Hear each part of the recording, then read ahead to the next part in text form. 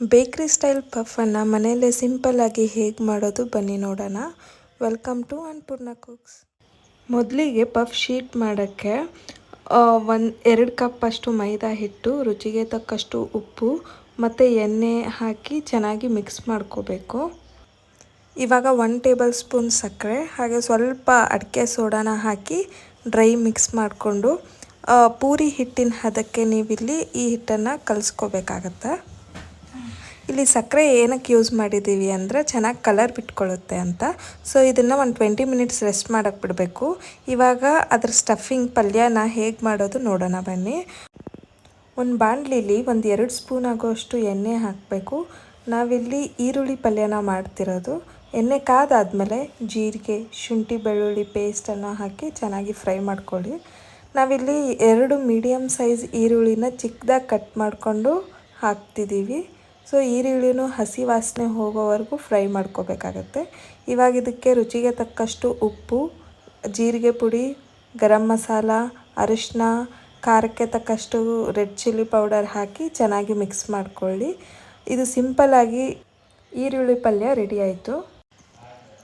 ಇವಾಗ ಒಂದು ಬೌಲಲ್ಲಿ 2 ಸ್ಪೂನ್ ಆಗೋಷ್ಟು ಮೈದಾ, ಸ್ವಲ್ಪ ಎಣ್ಣೆ ಹಾಕಿ ಲಿಕ್ವಿಡ್ ಫಾರ್ಮ್ ಮಾಡ್ಕೋಬೇಕು. ಇದೇನಕ್ಕೆ ಅಂದರೆ ಪಫಿಗೆ ನಾವು ಪಲ್ಯ ಸ್ಟಫ್ ಹಾಕಿ ರೆಡಿ ಮಾಡ್ತೀವಿ ಅಲ್ವಾ. ಸೊ ಎಣ್ಣೆಗೆ ಬಿಡೋಕ್ಕಿಂತ ಮುಂಚೆ ಈ ಲಿಕ್ವಿಡ್ನ ಸ್ಪ್ರೆಡ್ ಮಾಡಬೇಕಾಗತ್ತೆ, ಅಂದರೆ ಗಟ್ಟಿಯಾಗಿ ಕೂತ್ಕೊಳ್ಳುತ್ತೆ. ಇವಾಗ ನಾದಿಟ್ಕೊಂಡಿರೋ ಹಿಟ್ಟಿನ ಮೇಲೆ ಸ್ವಲ್ಪ ಎಣ್ಣೆ ಹಾಕಿ ಚೆನ್ನಾಗಿ ನಾದ್ಕೋಬೇಕು. ಅಂದರೆ ಪಫ್ ಒಳಗಡೆಯಿಂದ ಸಾಫ್ಟಾಗಿ ಬರುತ್ತೆ, ಹೊರಗಡೆಯಿಂದ ಕ್ರಿಸ್ಪಿಯಾಗಿ ಬರುತ್ತೆ. ನಾವಿಲ್ಲಿ ಪಫ್ನ 8 ಲೇಯರಿಂದ ಮಾಡ್ತಿರೋದು, ಅಂದರೆ ನಾವು 8 ಚಪಾತಿನ ಮಾಡ್ಕೋಬೇಕಾಗುತ್ತೆ. ಈ ಚಪಾತಿ ಸಾಧ್ಯವಾದಷ್ಟು ಜಾಸ್ತಿ ತೆಳುವಾಗಿ ಇರಬೇಕು. ಈ ವಿಡಿಯೋದಲ್ಲಿ ತೋರಿಸ್ತಿದ್ದೀವಲ್ವ, ಸ್ವಲ್ಪ ಜಾಸ್ತಿನೇ ತೆಳ್ಳಗಿದ್ರೆ ಚೆನ್ನಾಗಿರುತ್ತೆ.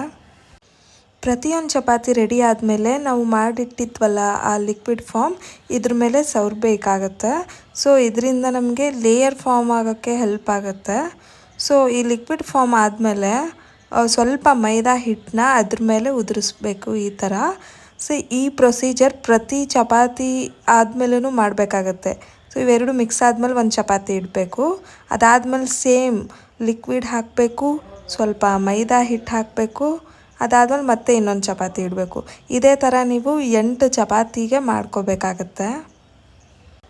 ಸೊ ಇಲ್ಲಿ ನೀವು ನೋಡ್ತಾ ಇರ್ಬೋದು, ನಾವು 1 ಚಪಾತಿ ಆದಮೇಲೆ ಲಿಕ್ವಿಡ್ ಹಾಕ್ತಿದ್ದೀವಿ, ಮೈದಾ ಹಿಟ್ಟು ಹಾಕ್ತಿದ್ದೀವಿ, ಮತ್ತು ಇನ್ನೊಂದು ಚಪಾತಿ ಇಡ್ತಿದ್ದೀವಿ. ಸೊ ನಾವಿಲ್ಲಿ ಒಂದು 4 ಚಪಾತಿ ತೋರಿಸಿದ್ದೀವಿ. ಈ ಥರನೇ 8 ಚಪಾತಿಗೂ ಮಾಡ್ಕೋಬೇಕಾಗತ್ತೆ. ಸೊ ಎಲ್ಲ ಚಪಾತಿನ ಲಟ್ಟಿಸ್ಕೊಂಡು ಆದಮೇಲೆ ನೀವು ಸೈಡ್ಸ್ನ ಕಟ್ ಮಾಡಿ ಸ್ಕ್ವೇರ್ ಶೇಪಲ್ಲಿ ಬರಬೇಕಲ್ವ ಪಪ್ಸು, ಅದಕ್ಕೆ 4 ಸೈಡನ್ನು ನೀವು ಕಟ್ ಮಾಡ್ಕೋಬೇಕಾಗತ್ತೆ, ಆಗ ಚೆನ್ನಾಗಿ ಕಾಣುತ್ತೆ.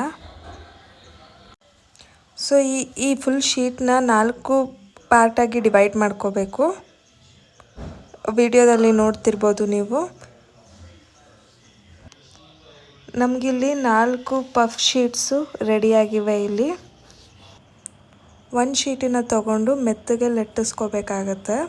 ಈಗ ಸ್ವಲ್ಪ ಸ್ಪೇಸ್ ಮಾಡ್ಕೋಬೇಕಾಗತ್ತೆ. ಇಲ್ಲಿ ನಾವು ಸ್ಟಫ್ ಪಲ್ಯನ ಹಾಕ್ತಿರ್ತೀವಿ ಅಲ್ವಾ, ಸೊ ಅದಕ್ಕೆ ಒಂಚೂರು ಲಟ್ಟಿಸ್ಕೊಳ್ಳಿ. ಪಲ್ಯನ ಹಾಕಿ ಈ ಥರ ಕ್ಲೋಸ್ ಮಾಡಿ ಸ್ವಲ್ಪ ಪ್ರೆಸ್ ಮಾಡಿ, ಅಂದರೆ ಎಣ್ಣೆಲಿ ಬಿಟ್ಕೊಳ್ಳಲ್ಲ ಅದು. ಸೊ ಇದೇ ಥರ ಎಲ್ಲ ಪಫ್ಸ್ನು ನೀವು ರೆಡಿ ಮಾಡ್ಕೋಬೇಕು. ಎಣ್ಣೆಯಲ್ಲಿ ಮೀಡಿಯಮ್ ಹೀಟ್ ಆಗಲಿ, ಓವರ್ ಹೀಟ್ ಮಾಡೋಕ್ಕೆ ಹೋಗಬೇಡಿ. ಸೊ ಒಂದೊಂದೇ ಪಫ್ ಹಾಕಿ ನೀವಿಲ್ಲಿ ಮೀಡಿಯಮ್ ಫ್ಲೇಮಲ್ಲಿ ಕರಿಬೇಕಾಗತ್ತೆ. ಒಂದು ಸೈಡ್ ಫ್ರೈ ಆದಮೇಲೆ ಇನ್ನೊಂದು ಸೈಡನ್ನ ನೀವು ಫ್ರೈ ಮಾಡ್ಕೊಳ್ಳಿ. ಸ್ವಲ್ಪ ನಿಧಾನವಾಗಿ ಹೊರಳಾಡಿಸ್ಬೇಕಾಗತ್ತೆ. 2 ಕಡೆ ಚೆನ್ನಾಗಿ ಫ್ರೈ ಆದಮೇಲೆ ತೆಗೆದಿಟ್ಕೊಳ್ಳಿ. ಹೀಗೆ ಎಲ್ಲ ಪಫ್ಸು ನೀವು ಕರೆದಿಟ್ಕೊಳ್ಳಿ. ಸೊ ಇದಾಗಿತ್ತು ಸಿಂಪಲ್ಲಾಗಿ ಮನೆಯಲ್ಲಿ ಹೆಲ್ದಿಯಾಗಿ ಮಾಡುವಂಥ ಪಫ್ ರೆಸಿಪಿ. ನಿಮಗೆ ಇಷ್ಟ ಆದರೆ ಲೈಕ್ ಮಾಡಿ, ಶೇರ್ ಮಾಡಿ, ಸಬ್ಸ್ಕ್ರೈಬ್ ಮಾಡಿ. ನೀವು ಕೂಡ ಮನೇಲಿ ಟ್ರೈ ಮಾಡಿ, ಹೇಗಾಗಿದೆ ಅಂತ ಕಾಮೆಂಟ್ ಮಾಡಿ. Thank you.